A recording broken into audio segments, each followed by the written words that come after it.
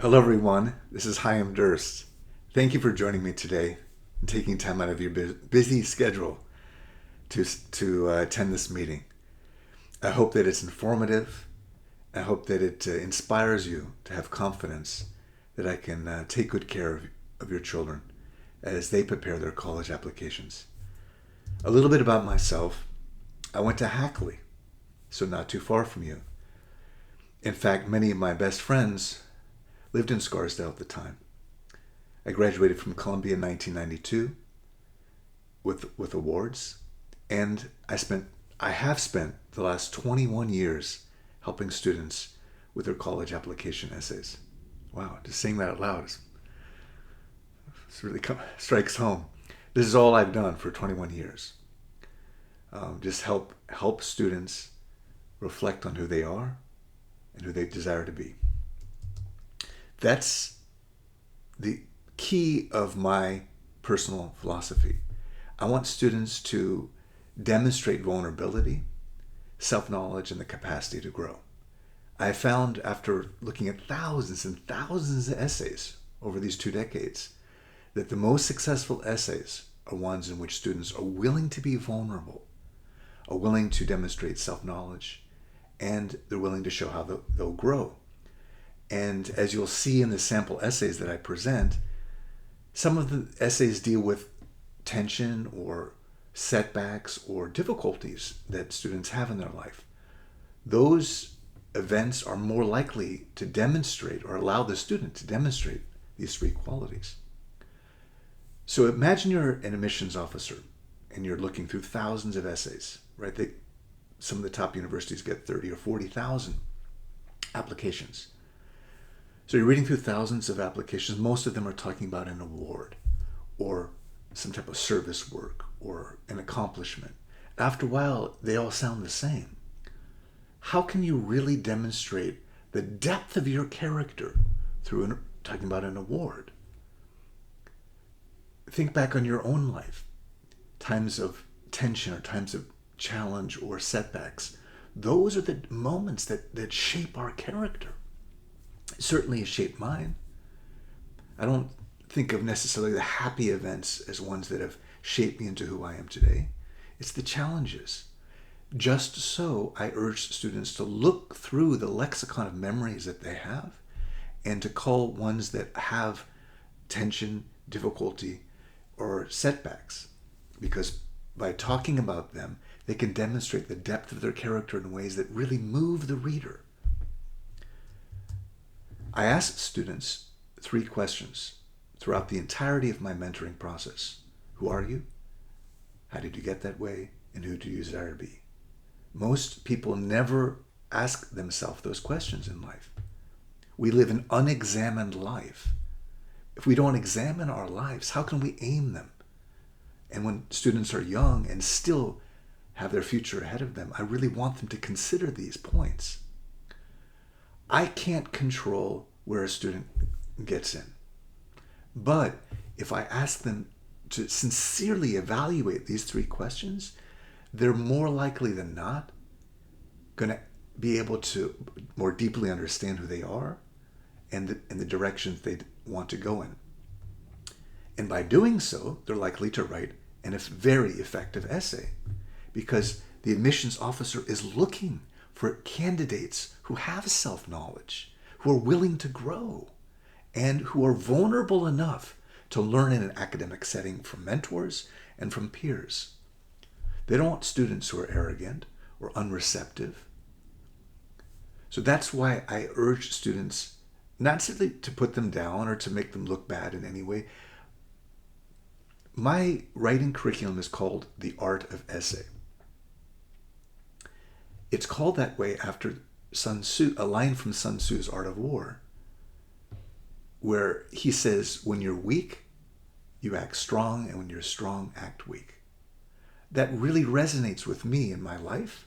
I tend to be very humble and try to be very self-effacing and uplift and inspire others because I feel strength of character. I'm not worried about being judged or anything like that. You'll see when we have our conversation, I always try to empower you and your children. I have no There's no reason for me to try to act strong, because to me, that's a sign of arrogance. Likewise, when the admissions officers see all these students say, I'm great at this, I'm amazing at this, they can see that as a sign of weakness. But when they see someone say, wow, this is an area I want to grow, this is something that has challenged me and allowed me to more deeply see areas that I can change, that moves the reader. What I'm going to do is I'm going to demonstrate a sample essay that embodies many of the techniques that I will be teaching your students. I'll be teaching, in this essay, I want you to ask yourself, does it show vulnerability? Does it show self-knowledge and the capacity to grow? And when we have the Q&A, you can then ask me. We can look back at this essay and say, well, where did it do that? And I'm going to try to show you that as I go through the essay. Does this essay demonstrate who the student is, how they got that way, and who they desire to be? And these are some of the other techniques that I'll be teaching your student. I believe that you, the pronoun you, is the most powerful word in the entirety of their essay. You is so magical and mystical and flexible. They're talking to aspects of themselves. They're talking to the reader. They can be talking to a character that appears in their essay. They can be talking to some philosophical construct. It is so powerful and something that most students don't use. That's why when your student does, they're going to stand out. I urge students to build mystery. You're reading to a real person. So they are more likely to be intrigued if there's some suspense, right? Think about your favorite movies or your favorite books. It doesn't just say what happened. It gives you clues and reveals a little bit. And then there's the denouement, the reveal. That's a key technique that I teach in this whole process. Also, the method of delivery. That when you think of an essay, or when students think of an essay, it doesn't have to be expository or demonstrative. It can be a letter. It can be a fragment from a dream. It can be a conversation. It can be whatever the student is most comfortable communicating their identity through. And you're going to see that this particular essay that I'm about to show you is a letter. And one of the keys is not too much description. Or when you use description, it has to be philosophical description. And I'll be demonstrating that later in another example. And the power through simplicity. I write like a fifth grader. I talk like a fifth grader. I use very simple sentences, but I think that those simple sentences juxtaposed next to more syntactically complex ones, they create interest, and they show the reader the range of your student's intellect, emotion, and will. Some of the other techniques that you'll see in this essay, in which I teach, I encourage students to talk about conflict. Yes, it's true. We grow the most through conflict in our life. But I don't want them to show that they won or lost, or that doesn't matter. The conflict is completely irrelevant itself. What matters is how it shaped them, how it formed their character. Also, the importance of friendship and love. And perhaps most importantly, branding. Your student needs to brand themselves in 400 words or so. When the reader closes their eyes after they've finished the essay, can they imagine your student? And the best way to do that is by branding them. Companies spend billions of dollars to brand their items. And your student has 90 seconds or so, which is as long as the admissions officers are going to be reading their essay, to create a clear brand. So I want you to ask yourself, through each of the samples that I'm going to be presenting today, does the writer clearly brand himself? All right, here we go. Rip this, rip it all, push me away. What a wonderful opening 3 sentences. I love it. Short, powerful punches. Look at those verbs, rip, push. You're going to see throughout the samples, I really stress the use of verbs. No, I've already left. And if you have no parting gifts from me, I want my identity sleeve back. I gave up who I wanted to be to fit in you. Now I am unanchored. Okay, Do we know what's happening here? No, it's very mysterious. And yet, we're starting to get hints about the writer's identity. It's all about identity. We see this. You left me with the worst and best parts of yourself. I'm salacious, risk-taking, and generous. Lesser planets revolve around my passion. Just as you pick unwinnable fights with folks in faraway places, so do I. All in feisty, self-righteous fury, that is. Well, there's the vulnerability. This writer is talking about weakness, is talking about areas that they need to change. And look at the syntax there. You have the rip, rip, push, and then in this end of the second paragraph, you have this really mellifluous, flowing sentence. Just as you pick unwinnable fights with folks in faraway places, so do I. All in feisty. So this is just like this is a painting, but this is also a sonata, right? Musically and visually, I encourage students to alter the tone, the crescendo, and the mood. At times, I want to lose more of who I used to be. At others, I like who I am. Most of the time, that is. Perhaps I'm too impulsive, but I am decisive. I expect to lead, and you've given me the charisma to attract followers. But at what cost? Again, this balance between strength and weakness. It's like this recitative, this sing-song of I am strong in this area, but I'm weak in others. Hun, people hate you for various reasons. What is going on here? Who is she talking to? We still don't know. They don't like what you've done to their children and to their culture. How much of that contamination have you passed on to me? Contamination. There we have the epitome of vulnerability. They're jealous of us both, of our success, of our beauty, and of our desire for perfection. Help me come to terms with that unlovable part of myself. Or do you have too little self-knowledge left to see clearly? Well, there we have the theme of self-knowledge front and center in this essay. You're the one who polluted my mind with the unattainable. When I first heard about you, your blessings, your dreams, I ran to your arms. You were my first love. I gave up my normal old life to join you. Look how many yous are in that sentence. Back to back to back. You, I. This clear dialectic, this tension, this conflict that this individual is having with this mysterious other. We still don't know. The admissions officer is probably going, what's next? That's exactly the reaction you want from the reader. You made me move, and move again to keep up with my broken dream until I simply refused to budge anymore. Even though I've had my disappointments, I'm not willing to give up on our investment of love and effort just yet. You're less colorful without me. I'm far less of everything without you. We're a good fit. Me with my free-loving unpredictability, and you with your misguided idealism. I'm the iconoclastic Aphrodite you seek. You're the dream maker. I love that you.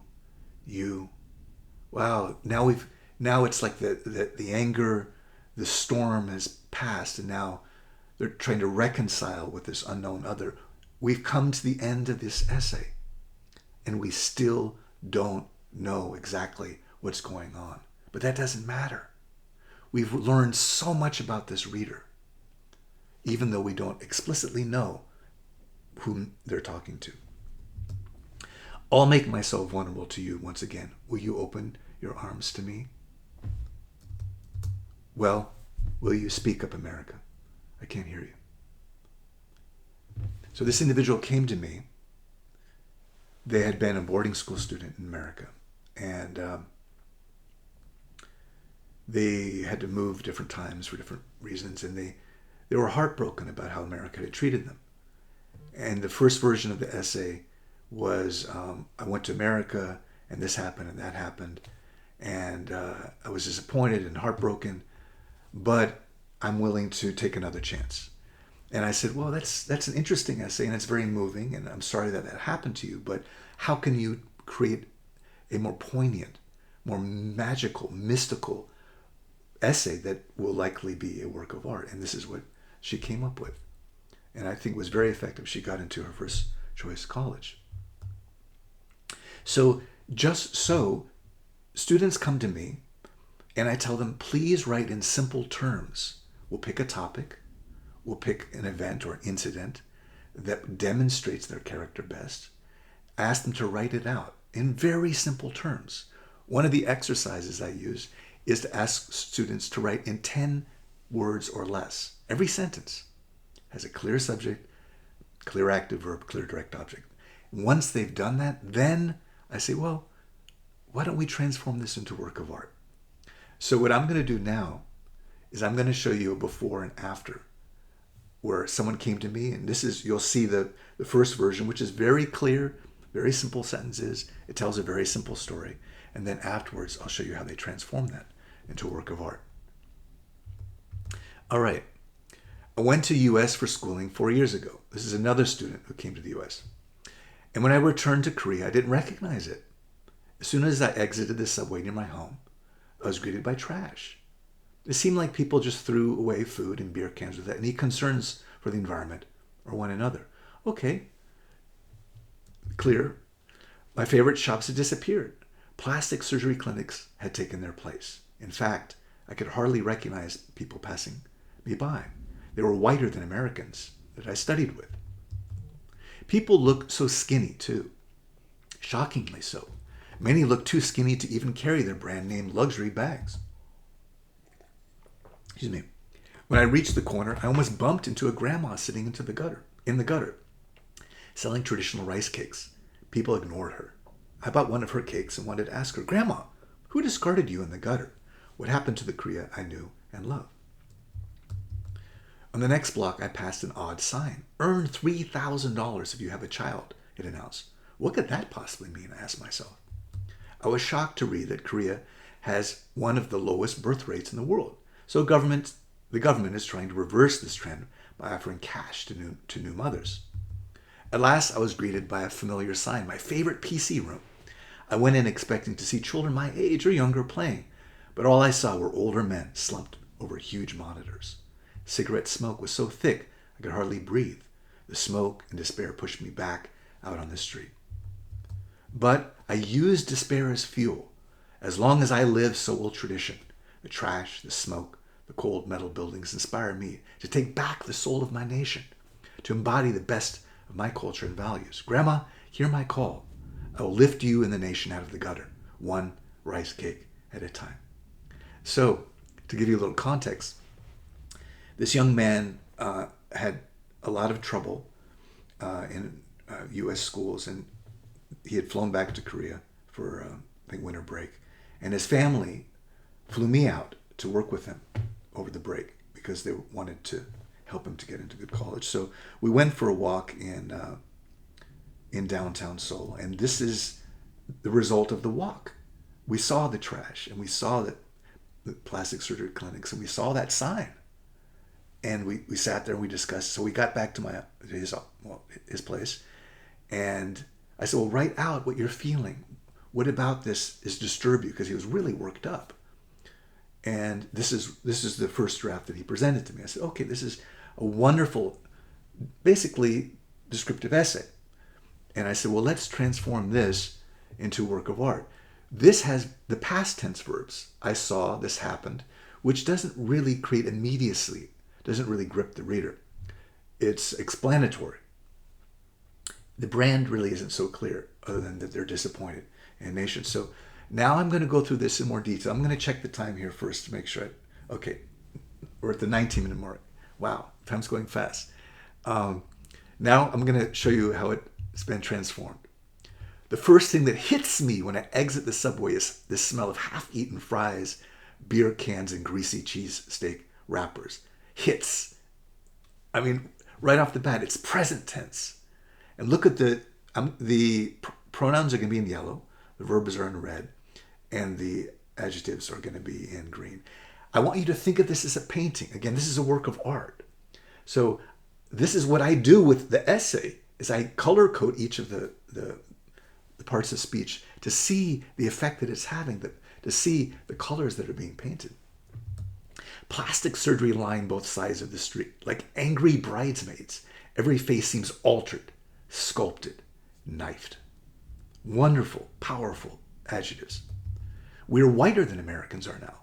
We're more American than Americans are now. Starving women holding Gucci bags walk the streets like extras in a horror movie. Welcome to Seoul 2009. Where have you gone, tradition? Where have you gone, innocence? A grandma sits in the gutter. In front of her are piles of traditional rice cakes. They're dusty and stale. Who will champion the old Korea? What's left of it? I pass an agency that imports foreign women as wives for farmers. Few Korean women want to live in the countryside anymore. Life there is simply too hard. Government signs cling to poles offering $3,000 to any couple that has a child. Korea is the lowest birth rate in the world because women don't want to be bothered by marriage or family. And I can understand why. They've been treated badly for the last 5,000 years, and now is their chance to escape. I enter a PC room and log onto Final Fantasy XI. The room is packed. Cigarette smoke hangs like a storm cloud in the air, blocking out the light. Hangs, blocking. And look at the use of the pronouns, I, they.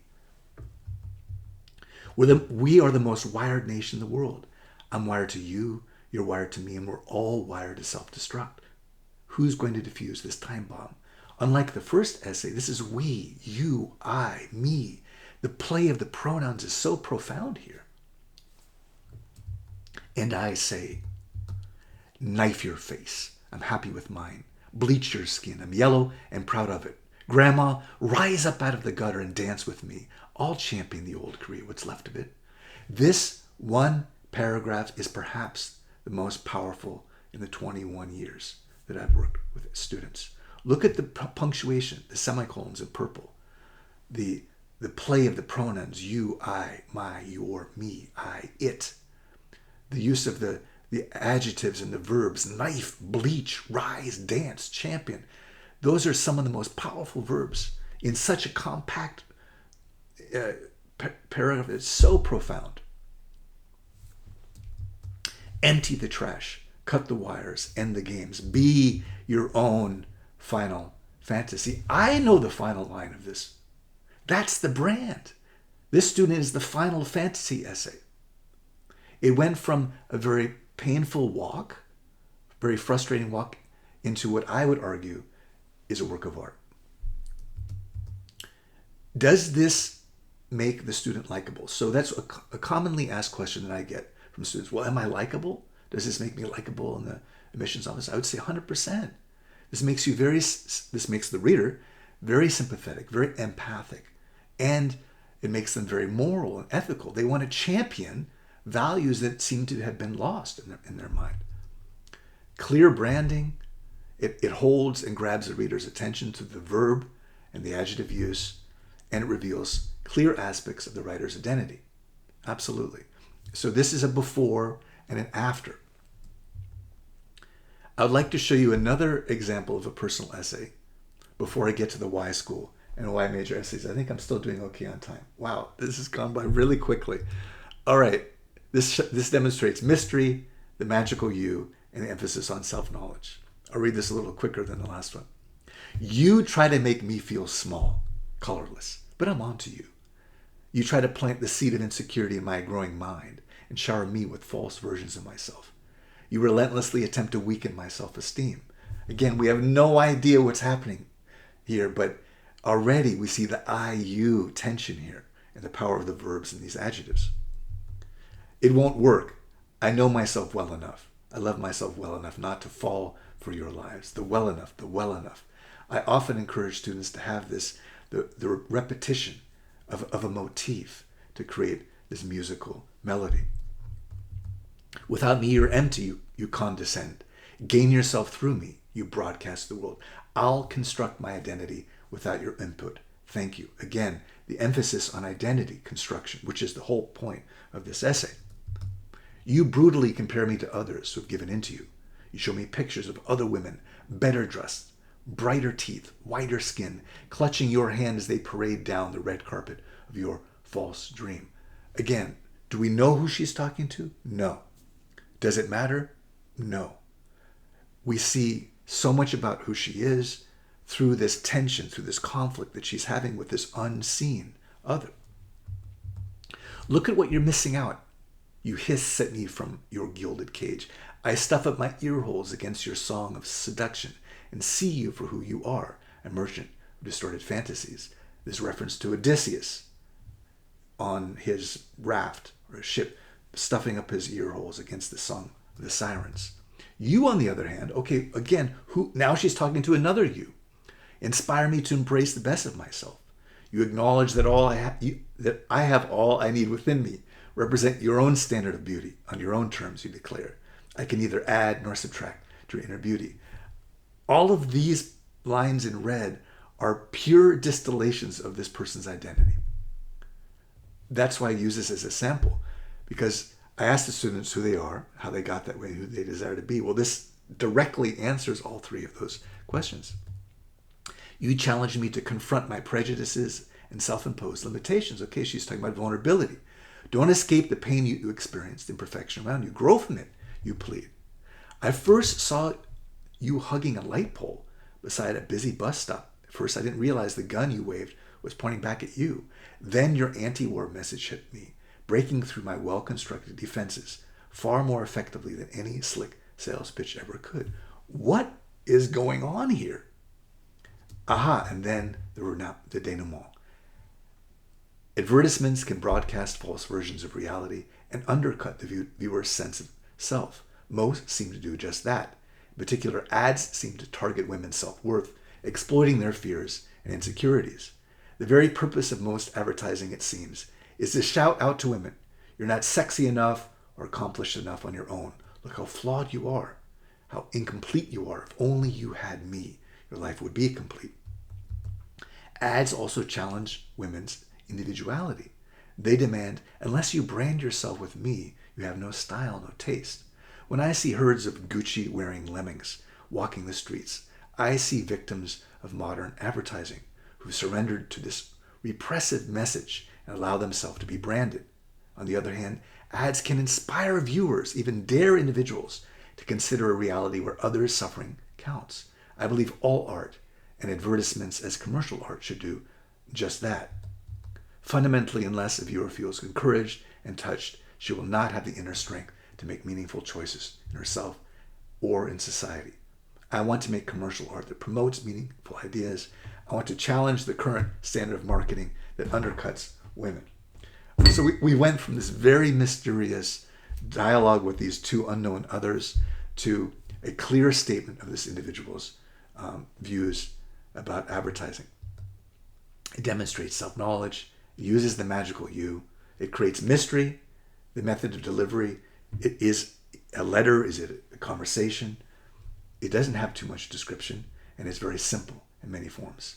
We've reached the 28-minute mark. I'm going to rush through the why school and why major essays so we can discuss those in more detail. We'll have a little bit to talk about.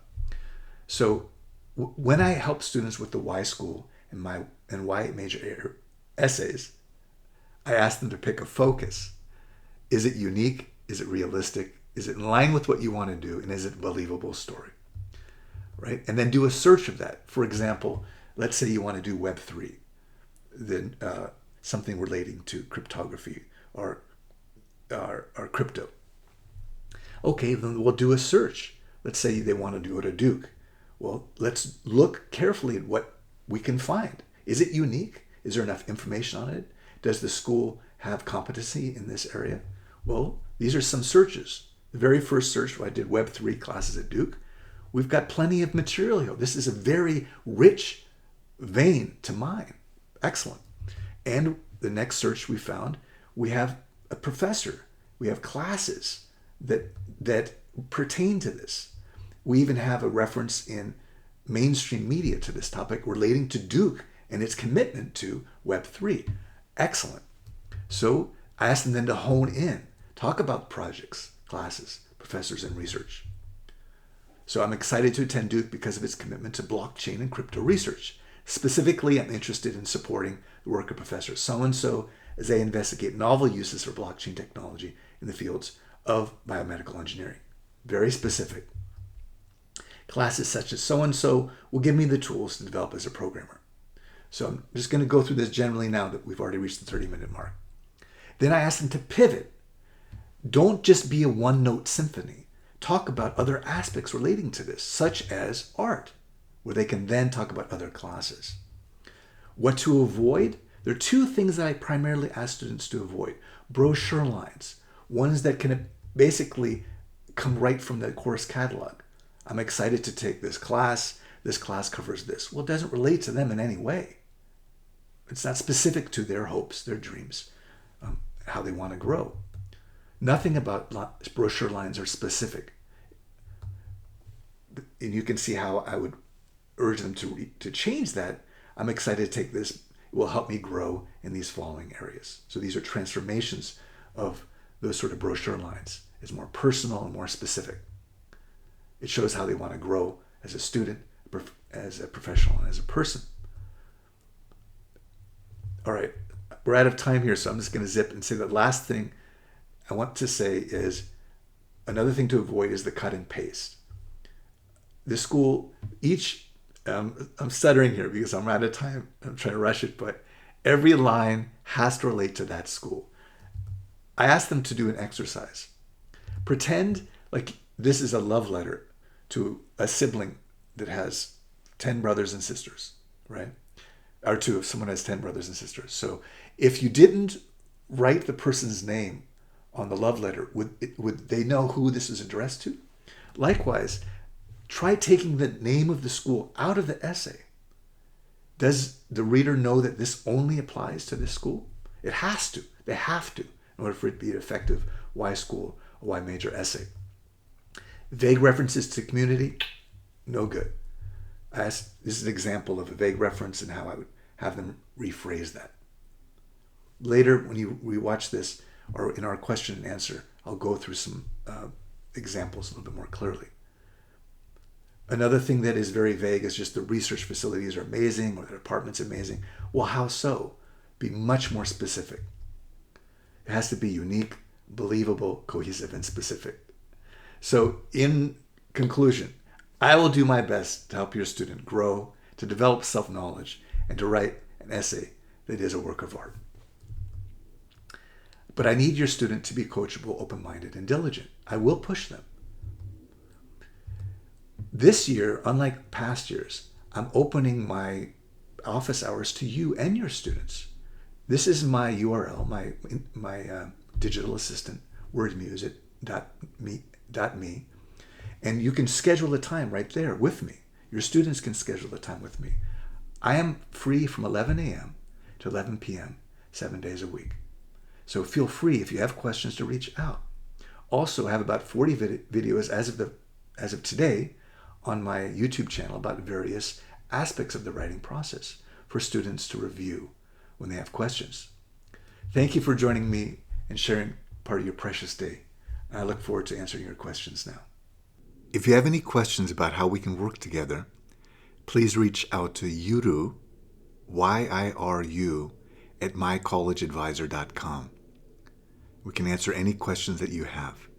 Once again, that's Y-I-R-U, Yiru, at mycollegeadvisor.com. Thank you so much.